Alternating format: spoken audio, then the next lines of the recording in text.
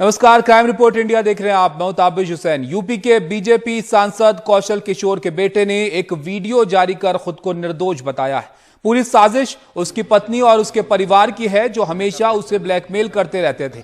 आयुष के बड़े भाई विकास किशोर ने भी एक वीडियो बयान जारी कर कहा कि उसके भाई को फंसाया जा रहा है। आयुष की पत्नी और साले ने मिलकर उसे जान से मारने की कोशिश की थी। जब इस कोशिश में वो नाकाम रहे तो आरोप उसी पर मढ़ दिया। आपको बता दें कि आयुष के साले ने यह कहा था कि विरोधियों को फंसाने के लिए आयुष ने खुद अपने ऊपर गोली चलवाई थी।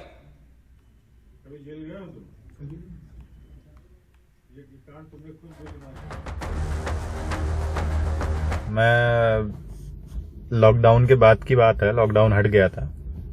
एक कैफे था वृंदावन में, गिरिराज, वहां मिला था मैं अंकिता को। आज से 6-7 महीने, मतलब लॉकडाउन हटने के बाद।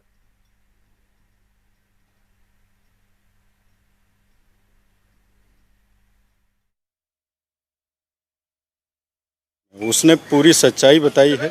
उसके साथ जो इतने दिनों से हो रहा था, इतने महीनों से हो रहा था, उसने अपना पक्ष रखा है और उसने बोला भी है कि वो लखनऊ आ रहा है, तो वो आके बाकी का सारा बयान जो है पुलिस प्रशासन से और उनके बीच में सब कुछ करेगा, वो देगा। कहीं ना कहीं आयुष को पूरी तरीके से फंसाया जा रहा था। पूरी तरीके से उसको फंसाने का प्रयास किया गया, उसको जान से मारने की कोशिश की गई।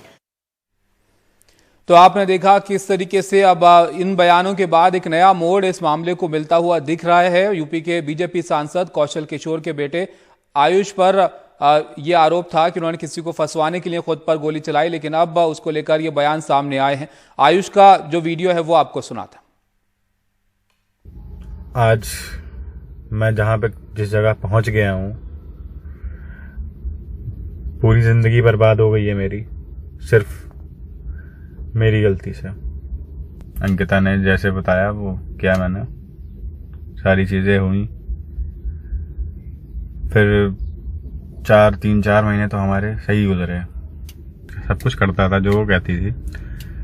फिर उनकी फैमिली वालों का, भाई बहन, इन सबका सारी सब मुझे ही करना था। 2 महीने पहले से मेरे सामने कुछ ऐसी चीजें सामने आने लगी जिसके कारण बहुत टेंशन में आ गया था मैं। उसके बारे में गलत चीजें पता चलने लगी, उनके पुरानी पास्ट की चीजें। कमाल खान हमारे साथ जुड़ गए इस पर जानकारी के लिए। कमाल, पहले जिन पर आरोप लग रहा था किसी को फंसवाने के लिए उन्होंने खुद पर गोली चलाई, अब वो ये आरोप लगा रहे हैं कि उनको ही फंसाया जा रहा है। तो कौन किसको फंसा रहा है, क्या वहां पर खबर है इससे जुड़ी हुई?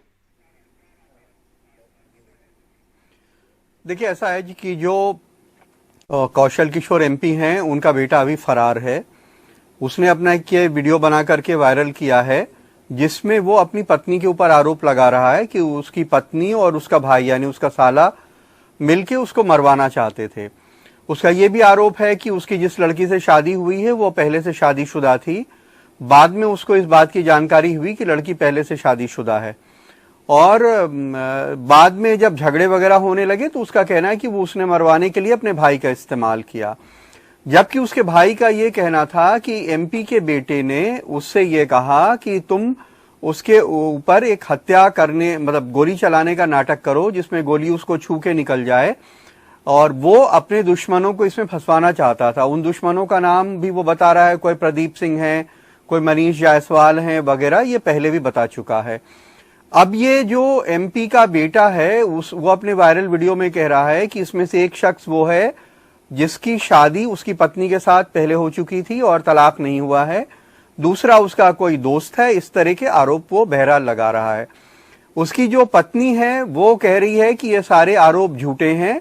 लड़का जो है वो उसके साथ मारपीट करता था, उसको परेशान करता था, सताता था, और इसकी वजह से झगड़े होते थे, और अब वो उसे पीछा छुड़ाने के लिए गलत आरोप लगा रहा है। बहरहाल लड़के के वीडियो वायरल होने के बाद कि लड़की ने उसके ऊपर गोली चलवाई, पुलिस अभी उसके घर पहुंची है पूछताछ करने के लिए। शुक्रिया कमाल आपका सब जानकारी के लिए। तो इस पूरे मामले में अब बीजेपी सांसद कौशल किशोर के बेटे ने एक वीडियो जारी करके खुद को निर्दोष बताया, और पूरी साजिश उसकी पत्नी और उसके परिवार की थी, ये अब यहां पर आरोप लगा दिया है।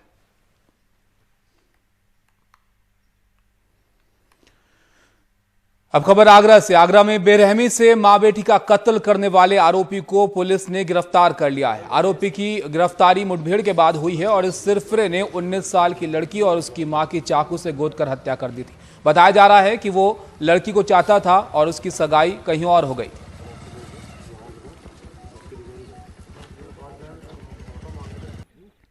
दिल्ली के रघुबीर नगर में पड़ोसियों के झगड़े में एक 32 साल के शख्स की पीट कर हत्या कर दी गई। इस मामले में पुलिस ने 6 लोगों को गिरफ्तार किया है। पुलिस के मुताबिक रघुबीर नगर के एफ ब्लॉक में 2 पड़ोसियों के बीच झगड़े की खबर मिली और पुलिस जब वहां पर पहुंची तो पता चला कि झगड़े में रुपेश की मौत हो गई। मुकेश हमारे साथ जुड़ गए हैं इस पर जानकारी के लिए। मुकेश, बताइए इस मामले के बारे में, क्या ये झगड़ा था जिसको लेकर यहां तक नौबत आई?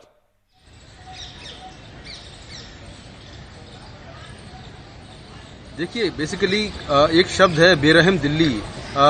बीते 24 घंटे में अगर हम देखें तो दिल्ली के अलग अलग इलाकों में 3 लोगों की हत्या पीट कर दी गई है और वजह है छोटी छोटी बातें। पहला जो मर्डर है वो पश्चिमी दिल्ली के रघुवीर नगर में हुआ, जहां 32 साल के रुपेश नाम का एक शख्स का झगड़ा अपने पड़ोसी तरुण से छोटी सी बात को लेकर हुआ। उसके बाद तरुण का परिवार वहां पर पहुंच गया और फिर तरुण के परिवार ने और तरुण ने मिलकर रुपेश के परिवार को इतना पीटा और रुपेश को इतना पीटा कि रुपेश की मौके पर मौत हो गई, जबकि रुपेश की मां, उसका भाई, उसके मामा, उसकी भाभी, ये सभी लोग घायल हैं। तो इस मामले में पुलिस ने जो तरुण के परिवार के 6 लोग हैं और तरुण, इन सभी को गिरफ्तार कर लिया है। इसके अलावा जो बाकी के आरोपी हैं उनकी तलाश जारी है। वहीं दिल्ली के आजादपुर मंडी इलाके में आज सुबह एक दर्दनाक घटना हुई, जिसमें 2 लोगों को इसलिए पकड़ा गया क्योंकि उन पर शक था कि वो चोरी कर रहे हैं दुकान में। उसके बाद जो वहां पर भीड़ थी उसने इन दोनों को इतना पीटा कि दोनों की मौत हो गई और आरोप ये है कि दोनों को पीटने के बाद उनके शवों को बोरे में बंद कर दिया गया। तो बाद में पुलिस ने मौके पर पहुंचकर दोनों शव बरामद किए हैं, दोनों को पोस्टमार्टम के लिए भेज दिया है और दोनों की पहचान लोकेश और भैया के तौर पर हुई है, जो कि दिल्ली के ही रहने वाले हैं। हालांकि इस मामले में अब तक कोई गिरफ्तार नहीं हुआ है। तो हमें ये देखने को मिल रहा है कि दिल्ली में किस तरह से छोटी छोटी बातों को लेकर लोग हत्याओं को अंजाम दे देते हैं और बीते 24 घंटे में 3 हत्याएं हुई हैं, जिसमें एक शख्स को रघुवीर नगर में मारा गया, जबकि 2 लोगों को चोरी के शक में आजादपुर मंडी में मारा गया। जी शुक्रिया मुकेश आपका सब जानकारी के लिए। तो बिल्कुल ये गंभीर बात है कि छोटे छोटे झगड़ों पर इस तरह की नौबत आ जाती है कि पीट कर यहां पर लोगों को मार दिया जाता है। तो कई तरीके के सवाल इसको लेकर भी खड़े होते हैं। मुकेश इसके बारे में आपको जानकारी विस्तार से दे रहे थे। अब अगली खबर का रुख करते हैं और आपको बताएं कि बिहार के मुजफ्फरपुर शेल्टर होम कांड के बाद अब जालंधर का सरकारी गांधी वनिता आश्रम विवादों में है। यहां रहने वाली 39 लड़कियां कल रात आश्रम की दीवार फांदकर फरार हो गईं। हालांकि इनमें से 35 को वापस आश्रम ले आया गया है। 4 लड़कियों की तलाश जारी है। इनमें से अधिकतर लड़कियां 18 साल से कम उम्र की हैं। इनमें से कुछ लड़कियों का आरोप है कि 18 साल के होने के बावजूद इन्हें शेल्टर होम से जाने की इजाजत नहीं दी जा रही है। कुछ लड़कियां यहां मिलने वाले खाने और व्यवहार को लेकर भी परेशान हैं। आपको बता दें कि जब कोई लड़की 18 साल की हो जाती है तो कोर्ट में जरूरी प्रक्रिया पूरी करने के बाद उन्हें शेल्टर होम से जाने की इजाजत मिल जाती है। प्रशासन का कहना है कि वो इन लड़कियों की शिकायत दूर करने का काम करेगी।